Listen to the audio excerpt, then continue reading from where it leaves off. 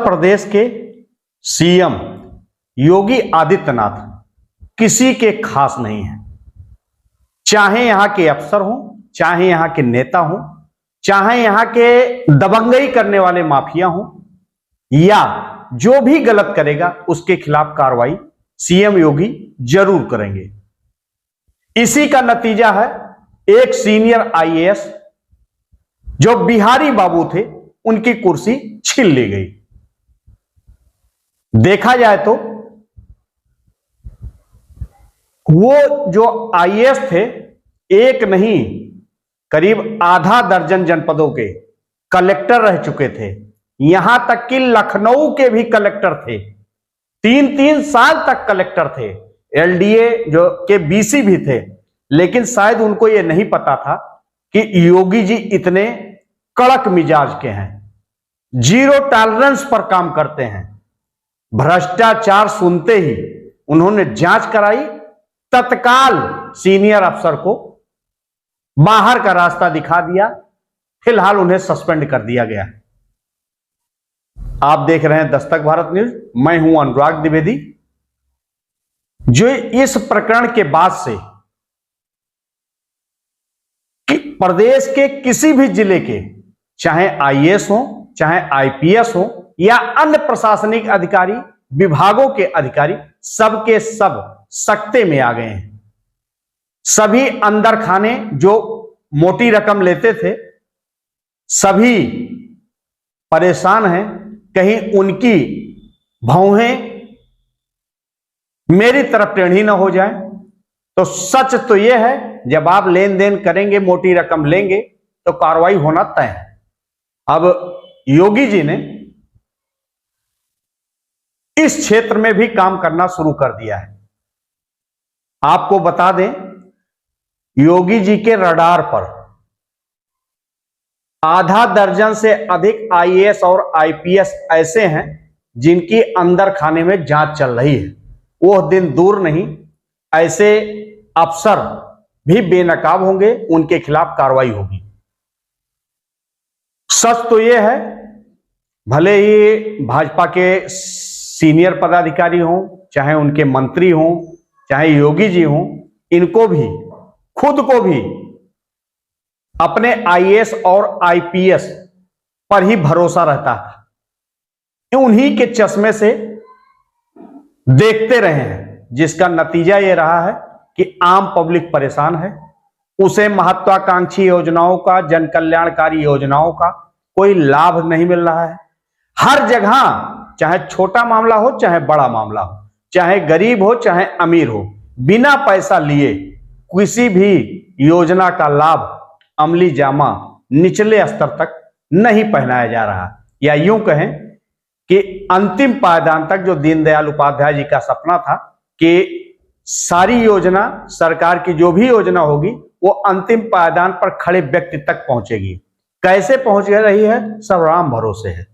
सब जगह पे देखा जाए तो, या यूं कहा जाए सीधे सीधे, कुएं में भांग पड़ी है, कोई इसको सुनने वाला नहीं है।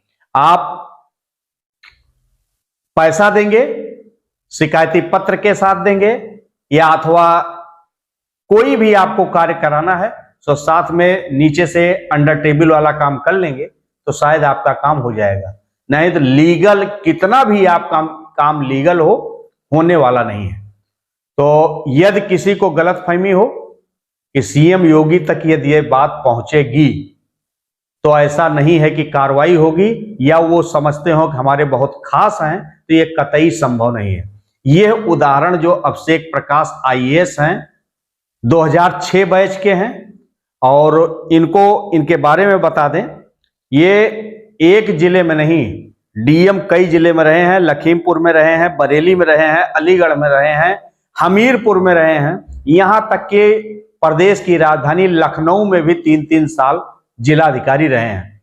कहीं न कहीं, किसी न किसी मोड़ पर, कहीं सरकारी आयोजन में, कहीं प्राइवेट आयोजन में, या निरीक्षण में सीएम योगी से आमना सामना होता रहा होगा। लेकिन इनको कौन कहे, भ्रष्टाचार इस कदर, पैसा बोलता है, इस तर्ज पे काम कर रहे हैं। योगी जी, मोदी जी बड़ी बड़ी योजनाओं को, बड़े बड़े उद्यमियों को खास तौर से यूपी में लाने का काम योगी जी कर रहे हैं। लेकिन बताइए, वो उद्यमी ला करके अपना संयंत्र लगाएंगे, उपकरण लगाएंगे जिससे जनता का भला होगा, या जनता को मदद मिलेगी, या जनता की बेरोजगारी दूर होगी। और ये साहब जो है 5% कमीशन की मांग कर रहे हैं। इनका दलाल, इन्होंने दलाल रखा था। जिस तरह से आपको बता दें, तहसील हो या जिले स्तर पे हो, लोग जो भी कर्मचारी हैं, चाहे मैं कर्मचारी की बात कर रहा हूं, अधिकारी छोड़िए, कर्मचारी भी अपना एक अस्थायी स्टाफ रख रहा है, प्राइवेट कर्मी रख रहा है। वो इसलिए नहीं कि आपका काम निपटारा होगा, वो इसीलिए है कि ये व्यवस्था करके आएगा, अपने सेफ साइड में रहेंगे, मिलेगा काम कर देंगे। नहीं, जायज मामले में भी गुमराह करने वाला आख्या लगा करके उसको टाल देते हैं। तो इस तरह से अभिषेक जी इतना रहते हुए, लखनऊ में रहते हुए इन्होंने ऐसा काम किया। फिलहाल ऐसे अफसरों को यही सजा मिलना चाहिए। और इनका जो दलाल था निकांत जैन, उसे तो तुरंत गोमती नगर की पुलिस ने अरेस्ट कर लिया है। अंदर खाने की बताएं, एसटीएफ के जांच में अभिषेक प्रकाश दोषी पाए गए हैं। इनके बारे में पुरानी बात आपको करें, काफी पहले की बात आपको बता दें, नागालैंड कैडर में आईएएस थे, लेकिन इन्होंने एक सीनियर आईएएस से जो इनके समकक्ष थी, उनसे इन्होंने शादी रचाई और यूपी कैडर ले लिया। और आपको बता दें, पूरे देश में हर कोई आईएएस या आईपीएस या कोई अफसर जो भी नौकरी डिग्री पास करता है, नौकरी उसको मिलती है, तो यूपी में नौकरी करना चाहता है। यहाँ का कुछ जलवा ही अलग है। लेकिन यही नहीं, यहां तो जो है ना, आप देखेंगे तो यूपी में आप भी पता कर सकते हैं, गूगल पे सर्च कर सकते हैं, ऐसे एक दो नहीं दर्जनों अफसर हैं, आईएएस हैं, पीसीएस हैं, आईपीएस हैं, सब गैर प्रांत के हैं, यहां नौकरी कर रहे हैं।